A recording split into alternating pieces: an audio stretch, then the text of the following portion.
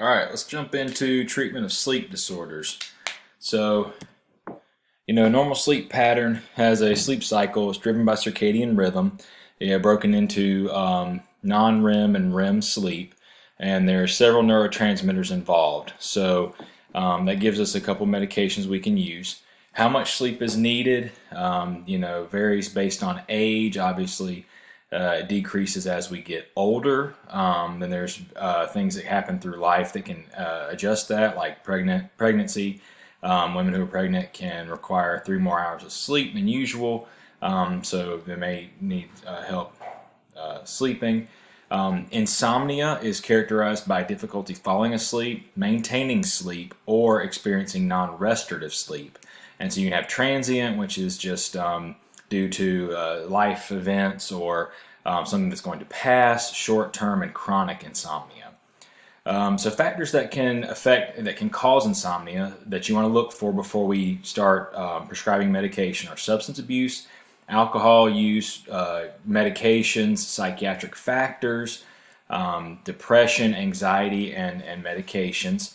It's important to treat the underlying cause, not just the symptoms, because then that just creates a dependence on the medication to get to sleep or to stay asleep. So you want to use the 3P model. Look for predisposing factors, whether it's genetics or personality. There are people who just require less sleep than others, and that's okay. There are precipitating factors such as situational stress or environments, stressful time at work, family issues, things like that may just be a part of it. Pandemics, that could definitely precipitate insomnia. And perpetuating factors, so maladaptive coping skills, poor sleep hygiene. Poor sleep hygiene is huge, and not enough attention is paid to that. So for transient and short-term insomnia, we want to try to promote good sleep hygiene and the possible use of a sedative hypnotic. For chronic, treatment is probably going to be necessary, and we're going to need to identify the underlying medical cause along with adding on good sleep hygiene.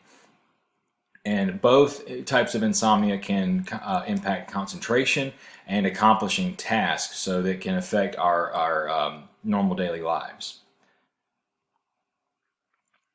So you can see here there are complications from insomnia. Mentally, you have lower performance, slowed reaction time, risk of depression and anxiety, poor immune system, high blood pressure, heart risk disease, risk of diabetes, and patients can be overweight and obese. Environmental factors and stuff to go over with your patient before we get into prescribing medication is sleep hygiene. So avoiding exercise, exercising not around bedtime, avoiding caffeine after lunch, maintaining a regular sleep schedule, avoiding smoking or nicotine in the evenings, adjust the bedroom environment to decrease the stimuli, turning off the radio and ambient lights. There's a general rule of thumb especially for patients who have insomnia, your bedroom should be used for two things: sleeping, and if you have a partner. You know what I'm saying? That's it. Get rid of books, get rid of phones, get rid of TVs, get rid of whatever else you may have in there. If your room's big enough, get rid of move the exercise equipment or whatever you seem drawn to. That is things that don't require a bed. And then try to resolve any concerns or worries before bedtime. And that's where kind of we get some coping skills in there to be able to let go of things before we lay down. Stimulus control. Patients may associate the bed with a fear of not sleeping. So we only want the bed to be used for sleeping. And we don't read, don't watch TV. For relaxation, there's an exercise where you try to relax one muscle in the body. You're working from your toes up to your head, and it relaxes the body, helps you fall asleep. You can restrict sleeping, so cutting off naps and times like that, things like that. Cognitive therapy and cognitive behavioral therapy are very good for processing what the worries and the fears that come when we're going to sleep and our brain starts going and trying to process things that keep us awake. So we had to remove the underlying cause also. So it can be psychiatric, anxiety, dementia, mood disorders, things like that. Alcohol or substance abuse, chronic pain, hyperthyroidism, Parkinson's. Medications can cause it, stimulants and appetite suppressants, and bupropion, those aren't shocking. They're stimulants. So we're going to get more energy from them. We know that from bupropion. Remember, it gives us energy, and it can help with weight loss because of that energy increase. Corticosteroids are activating for a lot of people. So even if we're doing multiple doses of steroids during the day, you probably want the last dose to be given no later than 5 p.m. If it's a 3-time-a-day dose, then do it with breakfast, lunch, and dinner, and then quit, or like breakfast, lunch, and the end of the work day. And come off of it. Decongestants, pseudoephedrine is a stimulant. Nicotine as NRIs because of that norepinephrine active inhibition and increase. Thyroid medications if they're too high of a dose. So essentially, we've taken someone who's hypothyroid and made them hyperthyroid slightly, or if it's too much thyroid hormone, it could be causing insomnia. Treatment options. So we have benzodiazepines, most likely temazepam. So if there's you really only see temazepam, the benzo, used for sleep, especially if there's an anxiety component to the medication. Little trick with temazepam, it comes in a 7.5, 15, and 30 milligram capsule. The 7.5 milligram capsule is 10 times more expensive than the other two. That's because of just a decreased use of it. So decreased demand, there's a low supply of it. Not many companies make it anymore. It just ends up costing more. So you can go ahead and start with the 15 unless the patient just cannot stand that dose. You have non-benzo benzodiazepine agonists. So these are first line for insomnia. So they're sedating, but they don't help with any type of anxiety issues. So that's your Z drugs, Zolpidem, Zaloplan, or S-Zopiclone, Ambien, Sonata, or Lunesta. You also have melatonin agonists, Ramelteon, melatonin, and Tasimelteon. So we'll talk about each of these separately in a minute. Sedating antidepressants, so using an antidepressant that causes sedation to use that side effect to treat a disorder. Again, not my favorite use. I'm not a big fan of using medications to a side effect to treat something unless they have a depressive component to it. Then kill two birds with one stone, and you can put them on mirtazapine or amitriptyline, or you can use low dose trazodone, which is essentially like Benadryl. You're not getting really any antidepressant effect from it, but use kind of kill two birds with one stone.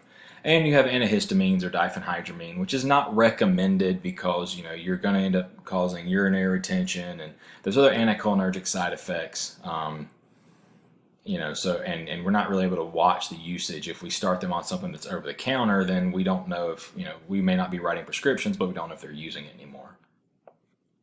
So antihistamines, one negative about them is that they suppress REM. So rapid eye, they do suppress rapid eye movement. So they may produce rapid eye movement rebound on withdrawal. So tolerance to the sedative effect may develop over time. Higher doses do not increase sedation, but do increase the side effects, and they can have paradoxical excitation with children and adults. So we're not getting as restorative sleep with it, and we get used to it, to the sedative effects, but we can keep increasing the dose, but we don't get any more sedated, but we get the side effects. So again, that's why they're not recommended. Side effects, again, they're antihistamines, nothing new, even if we're treating them for insomnia. Anticholinergic effects, dizziness, confusion, and possible next day sedation. They're not recommended first line because there are better options available. Antidepressants, recommended if the patient also has depression. You're going to use an antidepressant that causes sedation due to antihistamine effects. So they're less likely to be abused. And so you're going to look at a careful benefit risk analysis for these medications. So some that you've seen, trazodone, is commonly used in the psych setting for insomnia. It's really not used for depression anymore because of the more tolerable alternatives. But you can have a hangover with it, and trazodone has a risk of a sustained erection in males. So the 4 hour risk, of of an erection that lasts 4 hours or longer, risk of priapism, which can involve long-term damage if it occurs. You have mirtazapine, which is a sedative antidepressant. When sedation does not increase with increased doses, so you can start at the lowest dose of 15 milligrams and continue them on that, or you can use SSRIs, especially if there's an antidepressant component, but it's kind of a short-term efficacy. TCAs are not recommended, but they can, if you have a treatment-resistant patient. Melatonin is potentially effective for patients with interrupted circadian rhythm. Not recommended for long-term use. This is more patients who are jet lag or who have jet lag or who do shift work. Blind patients who can't follow this actual circadian rhythm. They don't know when it's dark and when it's light. Neurologically impaired patients, it's a good alternative for them. The elderly and people with delayed sleep phase syndrome. There's very few drug interactions with melatonin, so it does. It's safe for the most part. It's over the counter, so the doses can be a little erratic because they're not regulated like FDA medications. But sometimes we use it just because of the risk-benefit analysis. That there may be a benefit, and the risk isn't that great. But there's really not great long-term evidence with melatonin. So most people who are taking it long-term is really more of a placebo kind of effect. Common dosage range is 0.5 to 10 milligrams. Only up to 5 milligrams is usually needed. And remember that OTC products are not standardized, and most will provide higher than necessary doses. Ramelteon is an FDA-approved medication that is a receptor agonist at 2 melatonin receptors. So it's very similar to melatonin, but it's more expensive. I've never seen it used. It's just too expensive, and for patients who need something like this, we end up going with melatonin. I haven't seen a real benefit from it. It's approved for insomnia. It's marketed for patients who have difficulty with sleep onset, so getting to sleep. But once they get to sleep, they do stay asleep. So it's a problem with sleep onset. There's recommended dosage of 8 milligrams 30 minutes prior to bedtime, and it may increase serum prolactin levels. The only consistent effect with Ramelteon has been seen to reduce sleep latency by 8 to 15 minutes. So you get to sleep faster, 15 minutes faster than if you didn't take it. It has a total sleep time increase of 2 to 19 minutes. So in general, you're benefiting a quarter of an hour, 15 minutes on average. And there's no improvement on awakenings after sleep onset. So it's very expensive, not usually covered by insurance, for very little benefit. So I don't usually recommend this medication. Tazimelteon has the same mechanism of action as Ramelteon. It is indicated for non-24-hour disorder. It may take weeks or months to reach full effect. And so far, we have not seen any benefit over Ramelteon or melatonin. It is the only one indicated for non-24-hour disorder, which is great for advertising. It's also the only one that did the trials to try to be approved for non-24-hour disorder. So really where this really gets, the only place it really may have benefit is in blind patients who cannot use the changing in light to really get a good circadian rhythm. It would help them with that. But overall, I don't think it's a very beneficial medication. Benzos, most importantly temazepam, do reduce the time to sleep onset. They prolong the first 2 stages of sleep, increasing sleep time by about 60 minutes, but it usually reduces deep sleep and REM sleep. and often produces rebound insomnia and REM rebound when discontinued. So we're getting more sleep, but we're not getting as much of the beneficial sleep that we need, that deep sleep and REM sleep. So, is it really beneficial? Or you want to ask your patients. You're getting sleep, but if you're going with temazepam, you're getting sleep, but do you feel rested in the morning? Did you get that deep sleep? And they don't know if they got deep sleep or REM sleep, obviously, but do they feel better? They may have slept, 8 hours instead of 6 or 7, but do you feel better after sleeping that much? And then you will know if it actually really helped them. And then if you're gonna discontinue it because of that rebound insomnia, try tapering the dose down. Unfortunately, it is a capsule, so it can't be halved or quartered to get smaller doses. But maybe switch them to from as they're going down temazepam to something else that's sedating a little. Might be a good point for Benadryl or something. Take Benadryl for 2 weeks and then stop taking it to kind of get them off of it. Benzodiazepines can cause daytime sedation and cognitive and psychomotor impairment, especially your longer acting benzos. Serious side effects. Again, the same as for patients who were taking it for anxiety disorders, and you can have tolerance. So really, based on FDA recommendations, is a maximum use of 14 days. Most places would.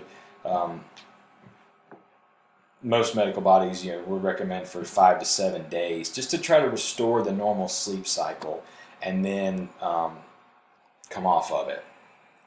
Your most commonly used medications for insomnia are going to be your benzodiazepine receptor agonists. So they work on the receptor, but they're not benzodiazepines, and you're going to hear them called their Z drugs: Zaloplan, Zolpidem, and S-zopiclone.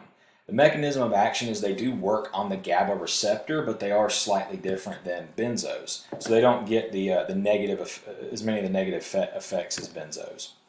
So what makes them different? The difference is how quickly they act and how long they act. Very similar to benzos. Lunesta has a long half-life, so it is not very helpful for people who need to go to sleep, but it's helpful for people who have trouble staying asleep. The downside is that you need 7 hours to be able to sleep, or else you're going to have next day sedation. So if you wake up and take this at 4 a.m., you're going to have a hard time making it to work the next day. You want them to go ahead. This is something they would take at the beginning of the night to help them, give it to them for a little while, get them back on routine, and then see if that doesn't help them start sleeping through the night. Sonata or Zaloplan only has a 1 hour half-life. It's very short, so it's the opposite of Lunesta. It helps with sleep onset, but it does not help with staying asleep. So, if somebody says, "Man, if I can just get to sleep, I'm good," but I just stay up and I just can't seem to get to sleep, the Zaloplan might be a good option. Ambien is a good in between, so it's got a medium length half-life. And there's actually a continuous release formulation that has a 6 to 7 hour half-life. So it can help people get to sleep, and also if they get to sleep but they wake up early in the night, I can get to sleep. I finally get to sleep at 11, and I wake up usually around 1 or 2, and then after that I'm good. Well, there's a good choice for Ambien. Ambien's that good middle of the road, where if that's probably it's kind of like a good starting point. For patients, and then you can move up to Sonata if it's all about getting to sleep, or back to Lunesta if they need something that's longer acting. And the continuous release formulation of Ambien is very, very similar to Lunesta. So really the difference in that would be the cost of it. Time to onset for all three is about 1 to 2 hours. It varies a little bit from Sonata down to Lunesta being the longest. And they produce no effect on the sleep architecture, which is good because we're not affecting our deep sleep and our REM sleep like the benzos and the antihistamines do. So benefits: no significant effect of sleep architecture. They shorten sleep latency. They reduce wake time after sleep onset, so waking up later and not being able to fall back asleep. Zolpidem and S-zopiclone reduce the total number of awakenings overnight, and they have limited risk of next day sedation except for S-zopiclone or Lunesta. They're okay if taken chronically. You can take it up to a max of 6 months for Ambien and 4 weeks for Lunesta. There's little risk of tolerance or abuse, lack of rebound insomnia or REM rebound. And anterograde amnesia is possible, especially when mixed with alcohol or other CNS depressants. You will have some people who they get up in the middle of the night and they do things that they have no idea about the next day. I had somebody who told me that they found their mom trying to wash the cat in the sink while on her Ambien. She would also call people and have no idea that she called them over the night. So if that happens, you may want to switch to a shorter acting one or an alternative for patients. Those are some things to keep in mind. Belsomra or suvorexant was one of the first medications that came out just a few years ago, targeting the orexin receptor. So it's an antagonist. Orexin is a neurotransmitter that promotes wakefulness. It's contraindicated in patients with narcolepsy. It has side effects of daytime somnolence because it's long acting. It's dose dependent. It has dose dependent sleep paralysis, which is really the scary. I've heard it's very scary from patients where they will be awake but they can't move. It's almost like their body is still stuck in the REM cycle, but they're awake, so they can see and they can think to themselves, but they can't move for a while. And it has dose dependent hypnagogic or hypnopompic hallucinations. And a cataplexy-like symptoms. So, we haven't actually used this because we've had a good enough benefit from our other medications. But if you have a patient who kind of fails everything else, then Belsomra would be an option. Lemborexant is another orexin inhibitor that is approved. It has the same side effects. It's just come from a different company. They're going to be about the same price. They're both probably not going to be well covered by insurance, and would kind of be a last line option. So here are some treatment management strategies. If you have less than 3 weeks, recommending relaxation techniques and education. Those patients are not going to be happy because they're going to want you to come in and give them a medication and send them on their way. But we really want to try to avoid that if possible until it reaches, if it's greater than 3 weeks or if it's having a detrimental effect on their daily functioning. And you may want to send them to a sleep specialist if they do have prolonged insomnia. So the link between insomnia and mental illness. So it's fairly well documented that the insomnia is often a reason why patients will seek treatment for mood and anxiety disorders. Insomnia is often thought of as a symptom of mental illness, but it's commonly presents before the acute phase of a mood disorder. And anxiety, it can occur at the same time. So if you have a patient who's just complaining of insomnia, ask them some questions about it. If they're having changes in mood or issues with anxiety, just kind of you don't have to be straight out and say, hey, are you having generalized anxiety disorder? But just kind of ask them if if there's any other issues going on. Because there was a recent multi-center study that found that 75% of patients in sleep clinics could be diagnosed with having psychiatric disorders at the same time. 80% of schizophrenic patients exhibited symptoms similar to insomnia on polysomnographic studies, that's including both stable and psychotic patients and treated and untreated patients. So you want to look into that. Schizophrenia, insomnia is one of the most common complaints amongst patients. It's not intensely studied because it's not a core symptom of the disease, but it is associated with poorer quality of life, impaired cognition, and weight gain. So, it's something to keep in mind, keep in the front of your mind if you're treating patients with schizophrenia. So, FDA warning on all prescription sleep-inducing medications. You want to watch for severe allergic reactions and complex sleep-related behaviors. In cases of sleep-related behavior, anterograde amnesia can happen at higher doses, especially when mixed with alcohol or other CNS depressants. All right, the other side of insomnia, we have also narcolepsy. So the other side, recurring episodes of irresistible need to sleep, fall asleep, or nap during the day. During the previous 3 months, it must happen at least 3 times per week. So you have type 1 and type 2 with or without cataplexy. Narcolepsy is a chronic incurable disorder that is characterized by irrepressible sleep attacks. So symptoms are excessive daytime sleepiness. You're going to see with everybody. They're not getting it. They need to fall asleep during the day. They're going to feel tired. So they feel tired all day. Like they can't fight the urge to go to sleep. Cataplexy is loss of muscle tone in the face or limbs induced by emotions or laughter. It may be subtle or it may be dramatic, where something could go limp or the patient could drop to the floor. And it occurs in about 60 to 70% of cases. You could have hallucinations and sleep paralysis also. So, what's treatment? So you're going to schedule naps, approximately 1 to 2 lasting 20 minutes a day. Avoid alcohol, caffeine, and nicotine. For excessive daytime sleepiness, you can use first line is going to be wake promoting agents, so modafinil and armodafinil, or Provigil and Nuvigil. Second line is stimulants, like the ones you would use for ADHD.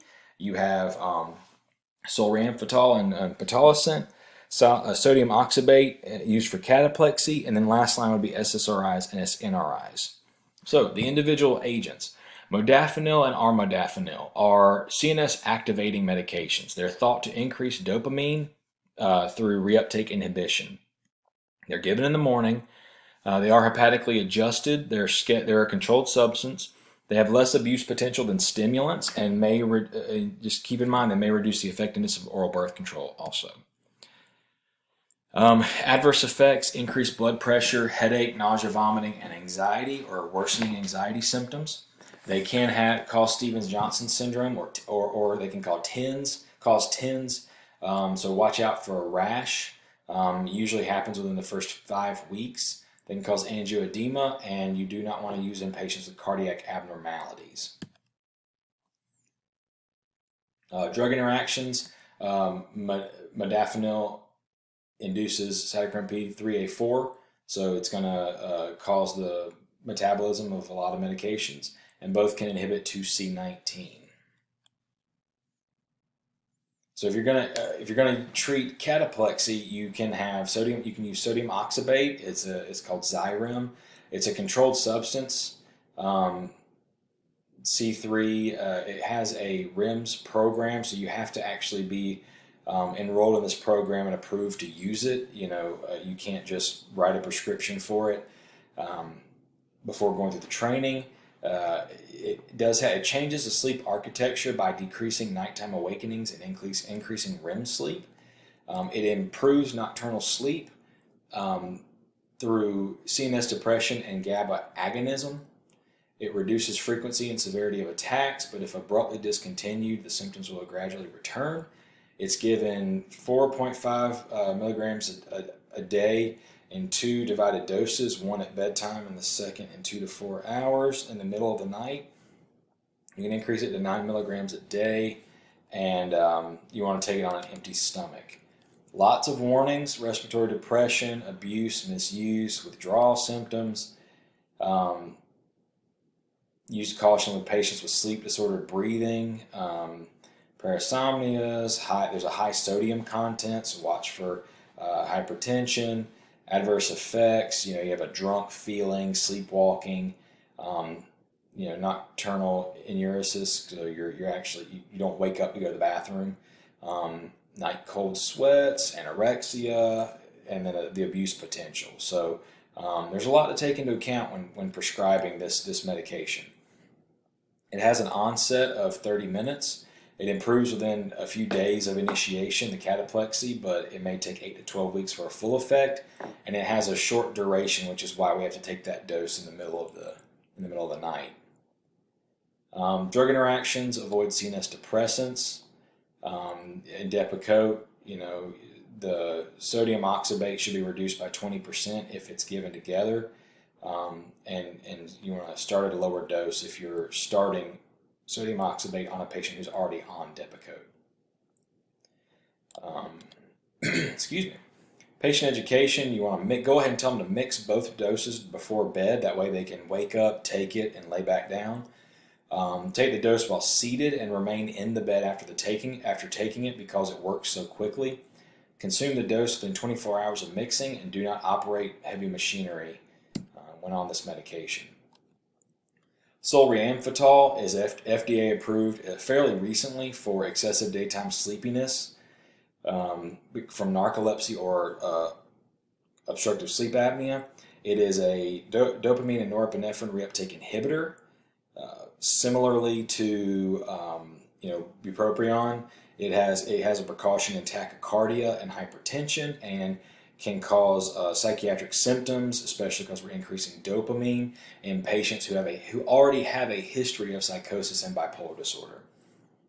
And the adverse effects you can see is fairly tolerable. The insomnia that it causes is just if it's given too late in the day. Onset as soon as 1 hour post-dose. Effect is seen up to 9 hours. So most patients are going to take this before they go to work, have it during work, and then let it wane off, before they're going to bed. Not too bad with drug interactions and monitoring. You're going to want to watch for decreased sleepiness and increased alertness. Monitor blood pressure, heart rate, and any emergence of psychiatric symptoms. Pitolisant is FDA approved also. It is for excessive daytime sleepiness. Its mechanism of action is a selective histamine 3 receptor antagonist. So it increases the synthesis and release of histamine, a wake-promoting neurotransmitter in the brain. It's administered once daily in the morning when the patient wakes up.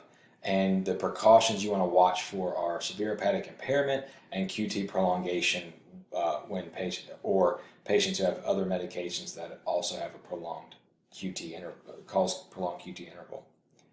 The onset is reached. It's a long time to peak plasma levels, so it may take up to 8 weeks for clinical response. Has quite a few drug interactions. You want to use a backup method if a patient's on hormonal contraceptive. Adverse effects can be insomnia, nausea, or anxiety, but in general seems to be fairly well tolerated. And you're monitoring, you want to look for efficacy and then adverse effects. So that's it for sleep disorders. If you have any questions, let me know.